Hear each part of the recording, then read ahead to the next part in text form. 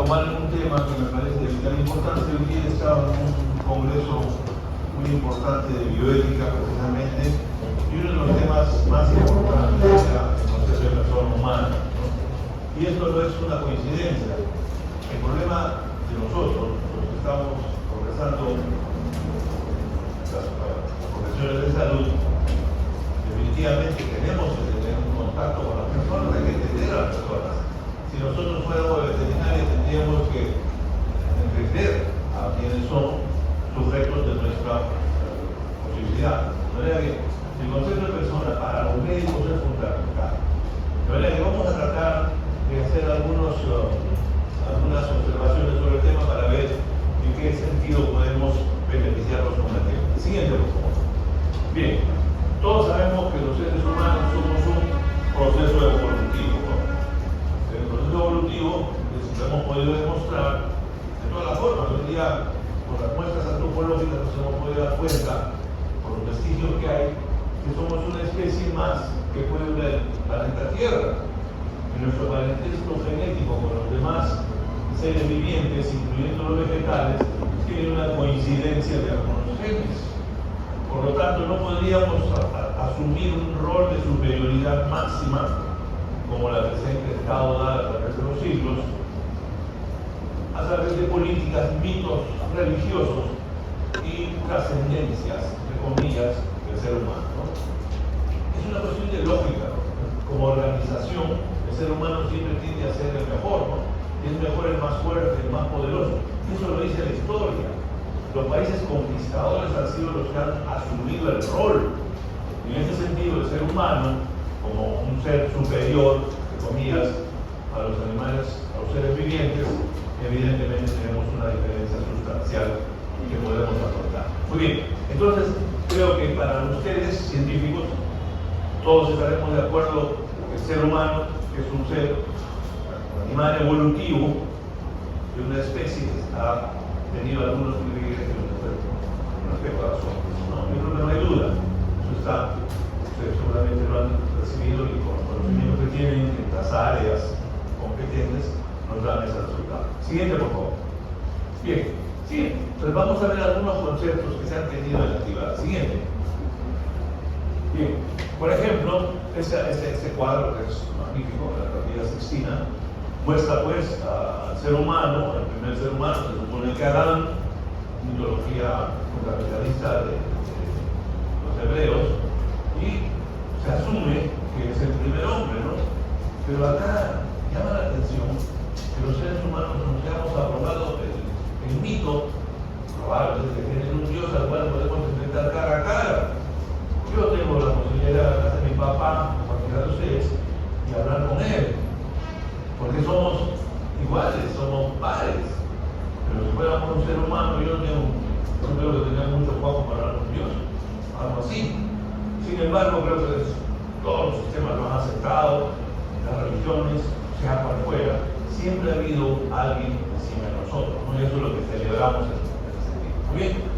Y de hecho, de aquí parte pues del mito famoso del séptimo día, Dios de barro hizo una efigie y con un soplo de vida le dio la categoría de ser humano, ¿cierto? Muy bien, siguiente. Pero la categoría de de ser humano no era suficiente. Cuando los griegos, siguiente por favor, determinaron que el ser humano, además de cuerpo, tenía intelecto. Recuerden ustedes el alma de los griegos, la parte vegetativa, la visceral, ¿no?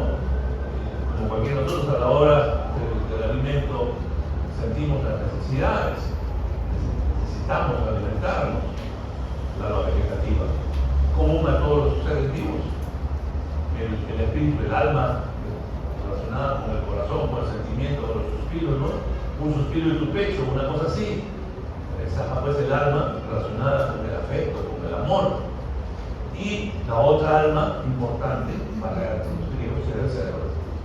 Porque ahí, por razones obvias, reside la diferencia con los animales. Reside el intelecto, ¿no? Entonces, para ellos, de alguna manera, pues, este elemento tenía esas características. Entonces, en el teatro griego, utilizaban esas máscaras que tenían una voz para impostar, para hablar fuerte, y representaban las imágenes de diversas personas. Entonces, en el teatro griego, esa máscara era el prosopón, que derivaba de un concepto muy claro, que detrás de la máscara había algo, que revelaba algo. Y si coincidimos con la filosofía básica, era el espíritu. Y ese espíritu asumía esa categoría personal de persona, ¿no? Entonces, en ese sentido etimológico de la palabra, probablemente se justifique el hecho de que exista el concepto de persona, que traducido al español y a los otros idiomas es el concepto actual de persona, ¿no? Y nosotros podemos definir una persona, pues hoy día, sin mayor miramiento, podemos darle la categoría. Siguiente. De hecho, lo interesante es que, ya que nos hemos basado en los principios del origen humano y de ese proceso evolutivo que empieza 3 millones de años, cuando aparecen los homínidos, aquellos mamíferos que pueden erguirse y que tienen características propias, de las cuales derivan un centenar de especies derivadas. Y una de ellas, la más importante, es la que está acá. Somos los Homo sapiens, ¿cierto? Y nos hemos separado del grupo de los neandertales que desaparecieron o se fusionaron, pero eso lo sabemos y hemos visto la historia. Lo interesante es que los pensadores, las personas que tienen algún tipo de elucubración sobre el tema, hicieron un paralelo entre lo que se llama la ontogenia, el ser, cada uno de nosotros, que tiene un proceso intraútero, con la filogenia, que es el proceso de las especies, en esa evolución. En ese paralelo de ambas situaciones hay una serie de transformaciones, y esto me puede permitir pensar que el homínido, que es un animal para atrás, se convirtió en algunas etapas del ser humano, en Homo sapiens. Atribuyámosle al tamaño de su cerebro, a la capacidad de las neuronas. No creo que haya habido un elemento divino, fue un proceso natural, ¿no? Se hemos evolucionado en todos los animales de diferentes formas, se ha adaptado en tamaño, forma, características, el número de neuronas, el número de sinapsis, etcétera, etcétera. Y ahora entendemos con claridad lo que quieren decir los especialistas en neurociencias, y podemos interpretar a través de los circuitos cerebrales toda la complejidad que solamente nos gana la inteligencia artificial, porque la inteligencia artificial, señores, sabe más que nosotros, desgraciadamente, y eso es lo que traemos nosotros. Bien, entonces, en ese sentido, si en algún momento de la vida del ontogenia, del feto, se hizo ser humano cuando adaptó la característica de la inteligencia, igualmente lo puede hacer en el proceso evolutivo de la filogenia humana. De manera que esto nos sirve para dar nos da piso para pensar que los griegos tenían razón. El intelecto nos ha diferenciado de los otros animales y somos seres especiales, y esa especialidad nos ha dado ciertas características. La especificidad nos ha dado la capacidad, lo que llaman la trascendencia. O sea, somos capaces, los pocos que tenemos, y no estoy tan seguro si eso fuera cierto, de generar valores, de generar principios, y de ser y aparecer. Y ahí puede aparecer ya para nuestro beneficio la ética, el comportamiento, la moral, y todos estos elementos que hemos visto en la primera clase. Ya el producto terminado, obviamente, a través de ese proceso. Este proceso de adaptación al ambiente físico, al medio físico, a la supervivencia, a la sociedad, al grupo formado, y ahí salen todas esas características. De manera que el ser humano, creo que mucho haría por decir que es la punta del desarrollo de los animales, creo que de cierta forma podría hacerlo, y solo nuestro intelecto nos ha permitido llegar a esa categoría.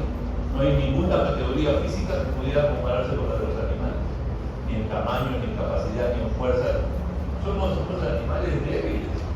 No podríamos sobrevivir en condiciones ambientales si no tuviéramos las condiciones de defensa. Los animales sí. Los animales pueden sobrevivir. Por lo tanto, físicamente son muchísimo más aptos para la supervivencia, cosas que no tenemos nosotros. Bueno, pero el intelecto nos ha dado pues lo que nos permite el día de hoy poder hacer un intercambio de conocimientos, utilizar los conocimientos ya establecidos, generar nuevas ideas, poder desarrollar los valores que ya nos hemos observado, pueden sacar conclusiones, es todo el mundo. De manera que yo creo que nuestra categoría es una categoría bien ganada. Siguiente. En este sentido, pues, evidentemente las mitologías, fundamentalmente de hebrea, que es una de las más racionales y que es la que ha predominado, pues, Medio Oriente, ha cubierto toda Europa y se ha diseminado en el mundo, salvo las civilizaciones orientales que tienen otros orígenes y otras características mitológicas también, o de razonamiento de sus orígenes. Siguiente. De manera que con esto podemos hablar de las diferentes formas que se han adaptado. La hebrea, creo que probablemente haya sido la que haya predominado por razones probablemente de influencia, ¿no? Los griegos han brillado 500 años antes de Cristo, una bicoca de tiempo. 4000 años antes de Cristo ya los egipcios habían hecho no solamente un imperio, sino habían dominado gran parte del mundo conocido. Y después han aparecido las otras culturas, una tras otra, y se han desarrollado, cada una independientemente de la otra. De manera que el ser humano tiene esa característica, sea cual sea su raza, su etnia, su procedencia, es la misma característica. Entonces, ellos tuvieron algunas propuestas que me parecen muy importantes, el concepto de la divinidad, o sea, vincularlo a la imagen de Dios. A mí me parece, no sé, una presunción, ¿no?, que los seres humanos tengamos una trascendencia de tal magnitud que podemos mirar al mismo Dios, ¿no?, y decirlo a los demás. Claro, en el pueblo elegido probablemente tenían sus justificaciones. Igualmente, aparece en la capacidad, que ustedes la pueden ver en la Biblia, cuando Adán recibe de Eva. Bueno, no es una coincidencia, pudo haber sido al revés, de repente Adán le ofreció la manzana a Eva, pero la tradición dice que fue al revés, y le dio la manzana del bien y del mal. O sea, creó un artilugio para demostrarnos de que había habido la posibilidad de vivir crear. El hombre estaba sujeto a libre albedrío, o sea, tenía la libertad de tomar decisiones. Igualmente, la importancia de la igualdad y responsabilidad, que era un tema muy hebreo, muy importante, y aparece por primera vez el concepto del espíritu. El espíritu de ellos no es tan definido como el principio de los griegos de la espiritualidad. Sin embargo, al darle un soplo de vida, que después se habla del espíritu, o sea, el espíritu, que es el soplo, le dio lo que ellos creyeron que era, pues, el inicio de la vida, ¿no? O sea, que el Dios, el gran Dios, el supremo Dios, transmite la vida a través de un soplo. Era indudablemente una alegoría. ¿Es posible que eso exista? Bueno, quizás una relación cardiopulmonar, que le das aire a la persona y probablemente pueda funcionar, pero en otras condiciones difícilmente con el aire voy a hacer algo más que de repente un mal aliento. Pero existía esa situación. Siguiente, por favor. Siguiente. Los griegos, que tuvieron, pues, los paradigmas de haber logrado a través de un centenar de personas, pensadores, filósofos, la intelectualidad.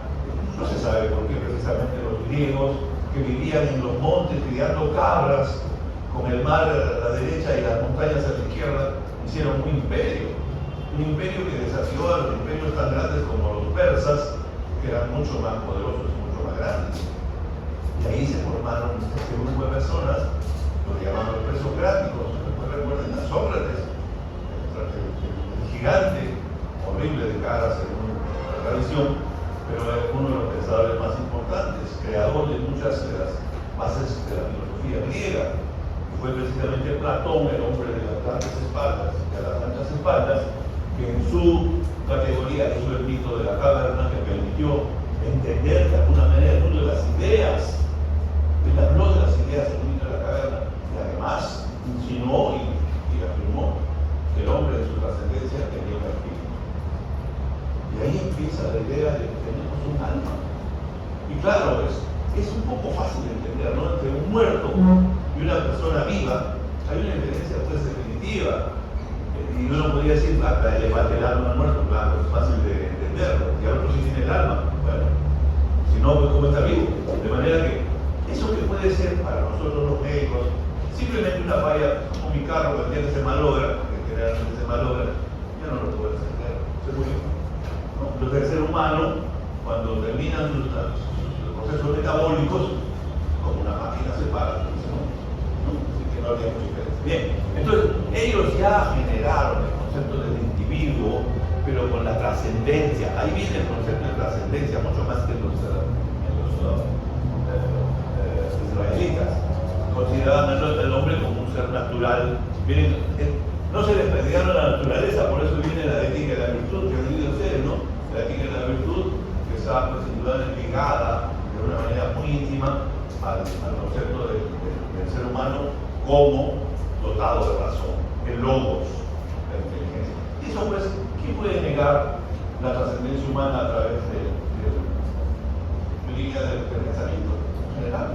Esa capacidad de producir, de reproducir, de reprogramar, es algo increíblemente real. Bien, entonces la trascendencia de los griegos era no solamente trascendía en lo que era pues, simplemente lo físico, sino ahí entraba en la cultural. Entonces, antropológicamente el hombre se convierte en un productor de valores, y al tener valores y principios se convierte en hombre trascendente. Y ahí viene la trascendencia. El ser en esencia se convierte en trascendencia. ¿Por qué? Porque simplemente adopta esa función. Y eso es importante porque cuando hablamos del ser humano, el enfermo tiene esa trascendencia que se deriva de esa capacidad del ser humano, de ese ser humano que no somos nosotros, de tener esas características semejantes a nosotros. Por lo tanto, hay que respetar esa calidad. Muy bien, siguiente.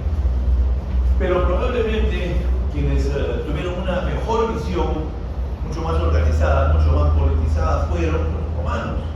Porque los romanos, además, le dieron a la persona cierta categoría. Simplemente lo pasaron a la categoría de ciudadano, en civitas, o sea, darle categoría a la persona.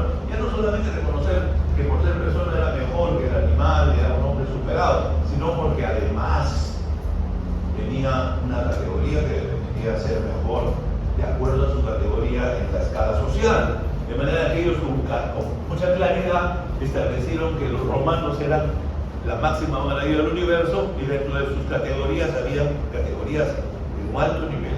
O sea, eran personas con todas las características y había incluso personas que no los consideraban personas. Los esclavos no eran personas, no tenían estas categorías. Y como ustedes pueden apreciar, todo es cuestión de apreciación, todo es reconocimiento de valores.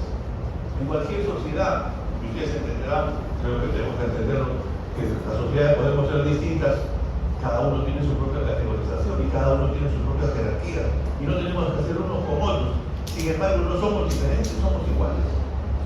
Estamos establecidos probablemente desde un punto de vista del intelecto humano a tener esas características. De manera que persona era cualquier ciudadano humano, pero romano, ¿no es cierto? Y claro, si acá viene un venezolano o un chileno que no tiene su libreta electoral, no digo que no sea un ser humano, pero no es una persona, no tiene derechos. O sea, miren, ¿cómo se puede perder? ¿No? El preso, el hombre en prisión es un hombre sometido a características que no le permiten la libertad que normalmente tiene como persona, ¿no? Entonces, persona es un título, es una categoría que nos hemos autoimpuesto para mantener y tener las características del desarrollo que aparentamos. Siguiente, por favor. Muy bien, entonces ya hemos hablado de Platón, siguiente, y hemos visto la importancia de Grecia en su génesis, ya la complejidad y las características que el hombre recibe cuando los griegos terminan de desarrollar su pensamiento, nos dan la base para los tiempos posteriores. Miren, si en el mundo hay un desarrollo importante, es precisamente en Occidente, donde a pesar de que en otras latitudes, en otros países de las otras, digamos, áreas de influencia geográfica del mundo, desarrollaban también sus sociedades de una forma armónica. Y probablemente en China, Japón, tuvieron mayores desarrollos en algunos aspectos que en el mundo occidental. Nosotros, por ser occidentales, probablemente tenemos una ligación mucho más íntima con los conceptos humanos de los griegos. Siguiente, por favor. Bien, en este sentido, llamemos, tradición que se conoce de la opinión de Platón, el famoso Diógenes el cínico. Lo que Platón dice que el hombre es un animal bípedo implume, que piensa así, pues un gallo lo peló y lo llevó diciendo, ¿no? He aquí un hombre. De manera que lo que quería decir él era simplemente que el hombre, pues, sin intelecto no puede, no basta ser bípedo, no basta ser erguido, no basta ser una sino tenemos que demostrarlo con el siguiente. El concepto de Aristóteles es un poquito más complejo. Ya establece este concepto que nos animaron a los cristianos a reconocer en las bases griegas el concepto de alma. El concepto de alma humana por parte de los cristianos no procede de Jehová, a pesar del aliento y todo eso, pero más parece estar relacionado con los conceptos aristotélicos. Aristóteles además generó pues una serie de situaciones que demostraron fehacientemente las categorías humanas y a través de ética Nicómaco hace una apología a todos estos conceptos que han permitido hoy día que las virtudes y las características de los personajes sean en los prototipos. Miren la importancia de este sujeto. O sea, en esos tiempos tan remotos, hacer una alegoría. La alegoría significa crear imágenes, mundos, ideas que justifican las acciones que los demás tenemos y que nos sirven a nosotros como paradigmas. De manera que para ustedes, para nosotros en general, un futbolista o una persona, un héroe, una persona científica que destaca es el paradigma, ¿no? Y eso era simplemente buscar la forma de parecernos a ellos. De manera que finalmente sus conceptos han consolidado la filosofía griega, ha creado una serie de situaciones como son, entre otras, la ética, como son la base de las ciencias. Él ha permitido muchísima información que fue luego llevada al Medio Oriente por las invasiones de Europa por los moros, y regresó después de 300 años ya con los conceptos de los filósofos árabes que mejoraron y conservaron este patrimonio tan importante de todos los griegos. Siguiente. Bien. Boecio, para los conceptos de persona, si escarbamos y buscamos quién dio, digamos, la pauta para entender y para definir personas de manera racional, Boecio, Juan Simonencio, era un politólogo, político que vivía, un intelectual, que vivía en medio de los grandes cambios de la Roma republicana y imperial. Estaba sometido pues indudablemente a una serie de situaciones que de alguna manera propiciaban definitivamente en su época una etapa peligrosa.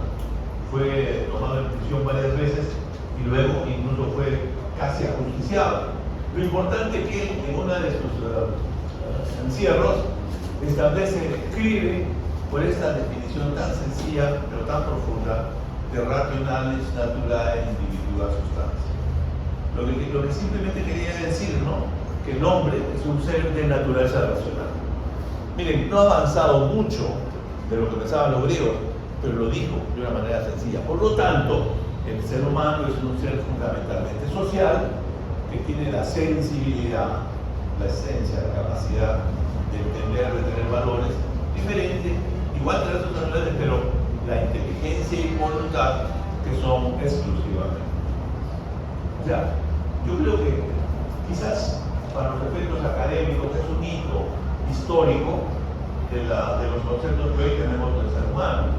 Los seres humanos somos superiores, los seres humanos tenemos obligaciones, deberes, derechos, etcétera, etcétera, porque pertenecemos a la cúspide piramidal de las especies biológicas, de manera que tenemos nuestras leyes, nuestras normas y las situaciones que hacen que podamos, y esto está en base a estos conceptos que después han sido llevados indudablemente a normas y leyes mucho más.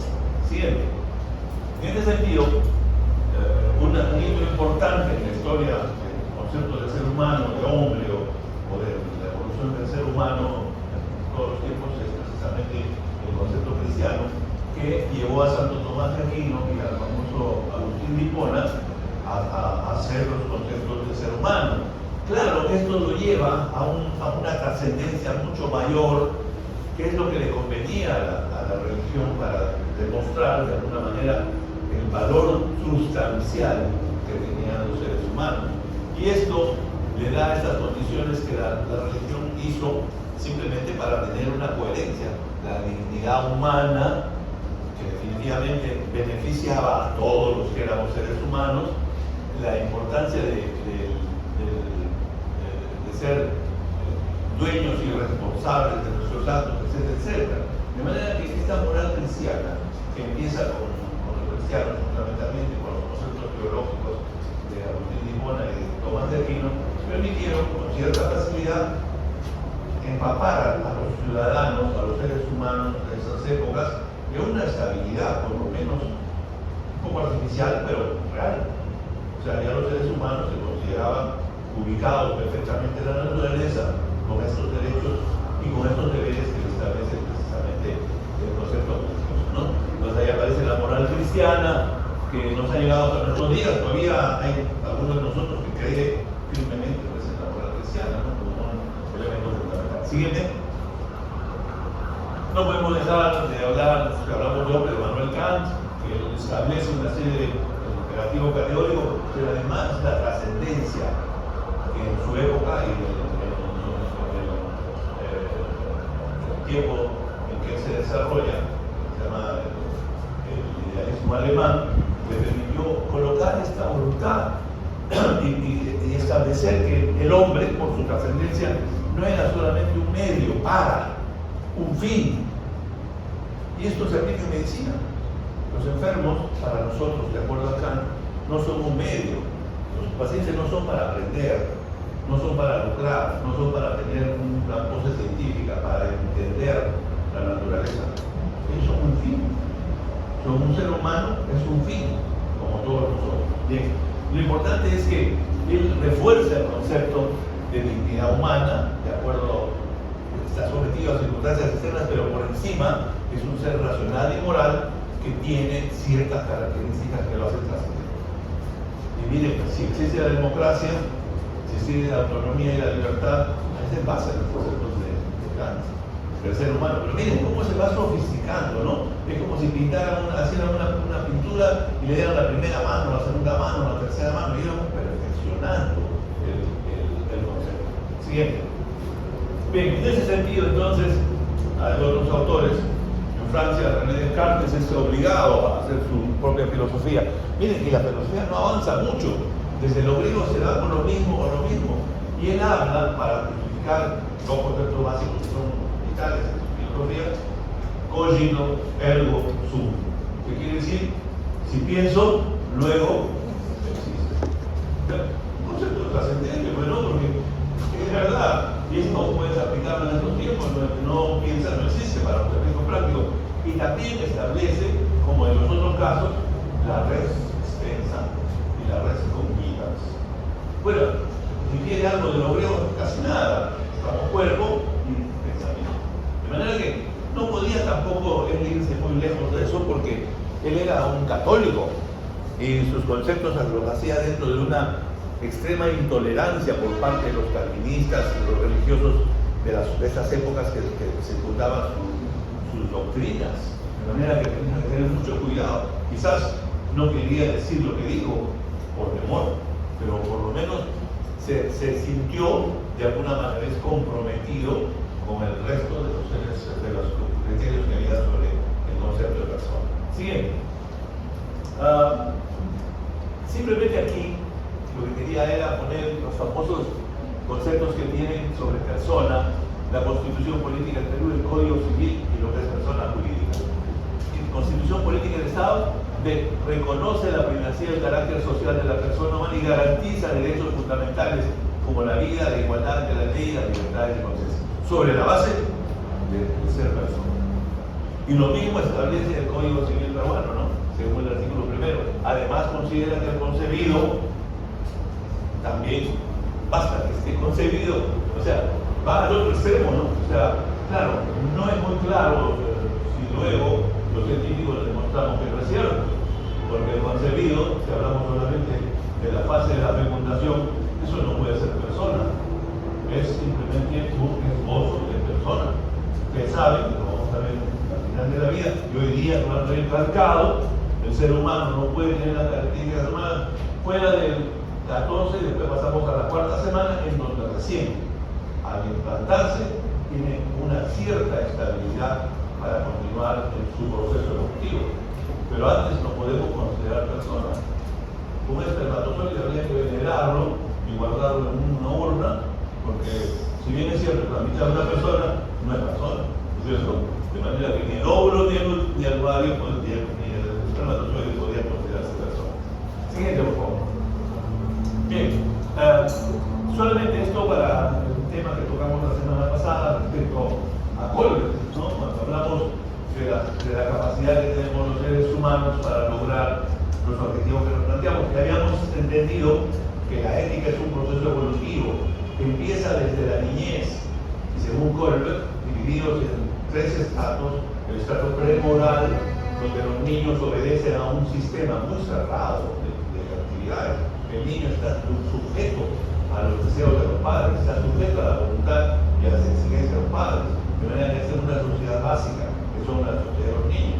Y esa sociedad es lo que un ser humano, como ser humano, aprende en el proceso evolutivo. De manera que el ser humano, para ser persona, pasa por este proceso que lo va a llegar a ser ético cuando pasa por normas, pasa por leyes y se forma, como todos los adolescentes, en una relación de hombre-sociedad, hasta a un máximo extremo de su desarrollo cuando toma las decisiones por sus propias convicciones. De manera que quizás el aporte de Lawrence Colbert en el concepto ético encaja bien en la definición de persona. Para que la persona, para ser ético, tiene que pasar por este proceso de aprendizaje. Por lo tanto, la ética es algo que se aprende. No, nadie podría decir que uno nace con una ética definida.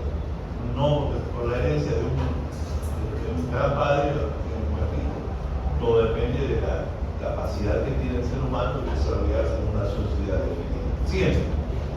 Bien, siguiente. Lo que podemos quedarnos es entonces en los conceptos de Adorno, que es un filósofo español, y que ha hablado un poco de este concepto. Miren, no se ha evolucionado mucho porque seguimos en la sustancia y seguimos en lo que sigue, es una trascendencia de la conciencia. Porque con Descartes ya hay el concepto de Adorno de la autoconciencia. O sea, el ser humano tiene que darse cuenta a sí mismo la capacidad que tiene para tomar decisiones, lo que le genera ciertas responsabilidades. De manera que con Adorno podemos hablar entonces siguiente, y esto, como siempre, está localizado pues, en su proceso evolutivo, precisamente en la capacidad que tenemos siguiente de, como seres humanos, siguiente, de tener un sistema nervioso que nos ha permitido hoy día, como una computadora del más alto nivel, la enorme capacidad que tiene de poder razonar. Por lo tanto, el ser humano es una parte física, llámenle res cognitas, res extensa, llámenle red racional, lo que fuera. Lo cierto es que somos cuerpo y mente, y por eso somos seres humanos. Y eso constituye la razón. Siguiente. Muy bien. Siguiente. También tenemos que tomar en cuenta que los filósofos modernos, ustedes van a ver, ya no hablamos de lo mismo que hablaban los griegos, ya no hablamos mucho de alma, si bien es cierto que los religiosos tienen conceptos muy claros, y ustedes vayan nomás a un templo cristiano y van a ver las mismas ideas, ¿no? Que portarse bien, el alma, el pecado, etc. Situaciones que indudablemente son respetables porque pertenecen a un fundamentalismo religioso, pero también existen ya filósofos que han comenzado a negar. Ellos consideran que es verdad, si todos los seres humanos somos personas, entonces dicen, ¿qué pasa con aquellas personas que tienen limitaciones intelectuales? ¿Qué pasa con los fetos anencefálicos? ¿No es cierto? Entonces sería muy difícil que agarremos a un feto anencefálico y le tuviéramos que dar un certificado de nacimiento con un nombre, con un apellido, cuando realmente es solamente un sujeto, es un O sea, no tiene la calidad ni la capacidad jamás de llegar al nivel de persona, pensando en Adorno, pensando en Descartes, pensando en los griegos. Si no hay cerebro, no hay espíritu. Salvo que demostremos que el espíritu está guardado en el cerebro. Siguiente. Entonces, estos conceptos, creo, importantes, han sido ratificados. Miren ustedes, filósofos de la literatura del famoso Jürgen Habermas, que es uno de los, digamos, exponentes de las últimas filosofías, todavía en vida, debe estar muy viejo, pero él establece con claridad la capacidad del ser humano, su sociabilidad y su capacidad que tiene de hacer, de interactuar. Y ahí viene su teoría importante, en la cual establece la autonomía y racionalidad que son inherentes y no se han modificado. La capacidad que le da esa dignidad humana que le daba antes, esa vinculación con Dios y que existe solamente dentro del espíritu humano, y esa relación discursiva, ¿no? O sea, el hombre nunca estará presente y tendrá una posición en el universo si no es un ser social. El hombre está condenado a ser un ser social, ¿no? Tiene que formar parte de una comunidad. No podemos estar aislados. Y esa es una filosofía que me parece interesante, ¿no? Porque no hay otra forma de decirlo. Y tiene una perspectiva inclusiva y aboga por una visión de persona que respeta, y aquí viene lo interesante, ¿no? Sin mencionar mayores cosas, que respeta la diversidad y no promueve la igualdad, reconociendo a todos los individuos como participantes válidos en el discurso ético.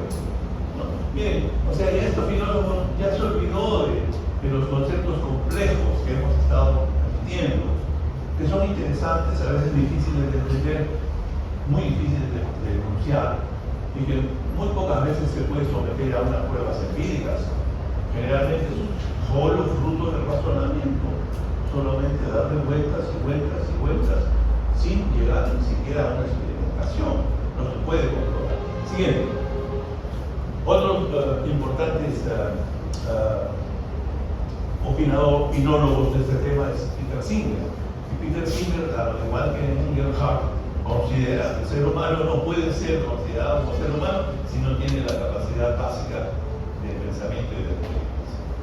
Y él, en serio, duda, y él incluso hace comparaciones que pudieran ser quizás ofensivas. Un chimpancé de 4 años tiene mucho mayor capacidad que un niño de 1 año. Un chimpancé de 4 años puede hacer muchas cosas. Un niño de 1 año no sabe hablar, ¿no? Entonces, a ver cómo podemos equilibrar esto, ¿no? O sea, el niño tampoco podría ser un ser humano, o una persona. Sería simplemente uno de la especie humana y punto. Cosa que no sé si será lo suficientemente cierto. Bien, eso lo podemos ver en la siguiente clase. Ha influido en debates muy grandes. Tanto Engelhardt, que ya murió, y Peter Singer han revolucionado el concepto de persona a nivel del mundo, ¿no? Y eso es sumamente interesante. Siguiente. Muy bien. Por otro lado, también es interesante, ustedes han oído hablar nosotros, yo me considero, y tampoco es de acuerdo con lo que me han informado, que hemos firmado, es simplemente una versión mía. Yo creo en la bioética personalista y me niego, por lo menos, a aceptar algunos principios de las religiones psiquiatristas dijeron de los personalistas. Los personalistas creen en el ser, en la dignidad humana y en la capacidad del todo como ser humano, y ellos no tienen ningún tipo de asidero para hacerlo, y sin embargo han generado toda una corriente bioética muy importante que se está desarrollando mucho en el Perú, porque está ligada mucho a la Iglesia Católica. El principal promotor, que ya falleció, el cardenal Sgregia, era un filósofo intelectual, indudablemente de gran valor, o sea, su razonamiento era muy complejo y muy interesante, pero él tenía tendencia pues, a justificar sus actos con temas de carácter religioso. Entonces, es algo que no nos olvidemos, que la religión ha producido los cismas más grandes en la especie humana. Las guerras entre irlandeses del norte y del sur, católicos y protestantes, las guerras entre islámicos y cristianos, las guerras que han surgido por razones diseminadas, por razones de desavenencias de los católicos con los calvinistas, con los adventistas, todo contra todo. Entonces, yo no digo que alguno de ustedes pueda tener esos conceptos, ¿no? Pero yo creo que no nos hace un gran bien dividiendo en momentos donde deberíamos más bien intercambiar conceptos, ¿no? Si hablamos de una bioética que se fortalezca, hagamos una bioética que sea muy compatible con todos los gustos y todos los sabores. No podemos ponernos en una posición que genere pues, rechazo de la otra.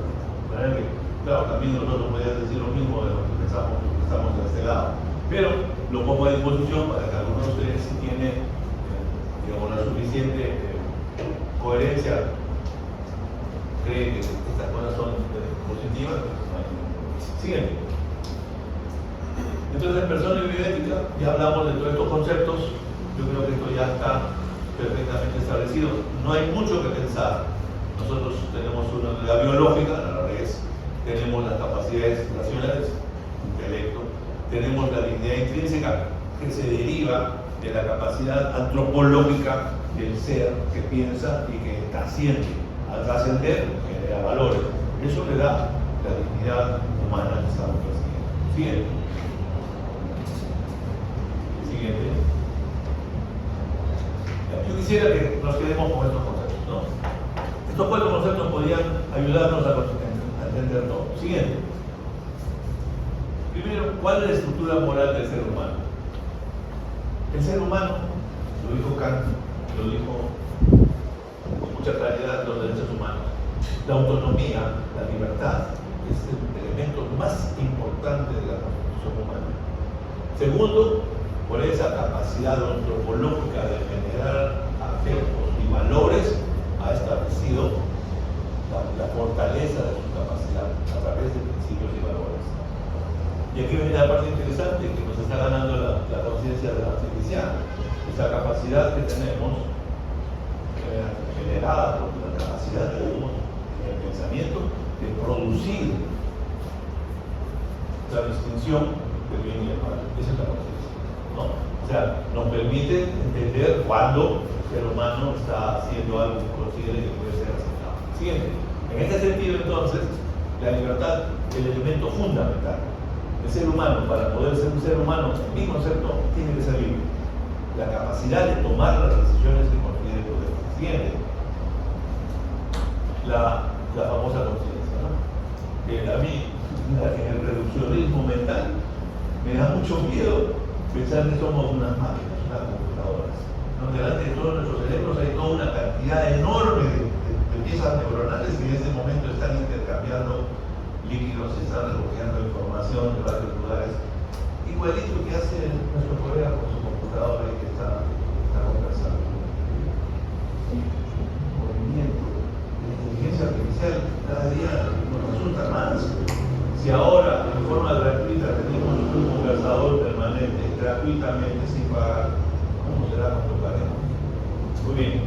Y ahora lo importante es que la demostración de que la conciencia es física, es que la espectrometría demuestra cuando sometemos a una persona a hacer algún daño, se agarra un cuchillo y lo clavo en la cabeza y hago la espectrometría, estoy seguro que alguna parte de mi cerebro está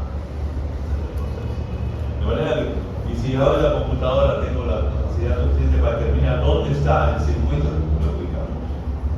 De manera que este racionalismo, este reduccionismo nos lleva a situaciones un poco críticas. O sea, ya, si ustedes agarran una computadora para encontrar una similitud de alta similitud con los complejos cerebrales que tiene, y esto solamente es un esquema, nada más. Siguiente. Y luego aquí vienen valores, ¿no?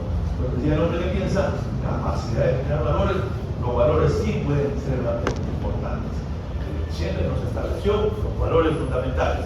Estableció el valor de la madre, de la esposa, de los hijos, de los amigos, de los compatriotas y de los enemigos. Entonces ya podemos decir ahora que analizar y desarrollar los valores que hemos. Fíjense, y estos valores van a generar los principios, siguiendo, ¿no? que generan las leyes, no las normas. Por algo estamos haciendo en las clases las leyes y las normas, porque la única forma de que los valores y las actitudes humanas puedan actuar adecuadamente son a través de las normas. Siguiente. Siguiente. No se olviden, vamos a acabar con esta lámina para no extenderlo más. ¿Qué dice el Ministerio de Salud? ¿Han ido a ver? Ahí en la puerta, con letras de ese tamaño. Dice, personas que atendemos. Eso es todo. Entonces, aprendamos, miren, a tener la grandeza humana de aprender a servir. Aprendamos la importancia que tiene ver a la persona como si fuéramos nosotros. Miren, 3 cosas nomás se les puede pedir. Primero, prudencia. Nunca hagan más de lo que deben hacer. Segundo, compasión. Y tercero, considerarnos a los demás como si fuéramos nosotros. Miren, cuando empiecen a atender a sus pacientes, no los vean como un pobre, maloliente, que tiene úlceras, que huele mal, que no se ha bañado en 2 semanas. Vean como un ser humano. No vean a las personas por su categoría física, racial, sexual, por lo que fuera. Veanlo como personas. Miren, eso nos va a hacer muy grandes. Muy bien, con eso termino la clase y solamente me queda pasar lista. Muchas gracias. Un aplauso, por favor. Gracias.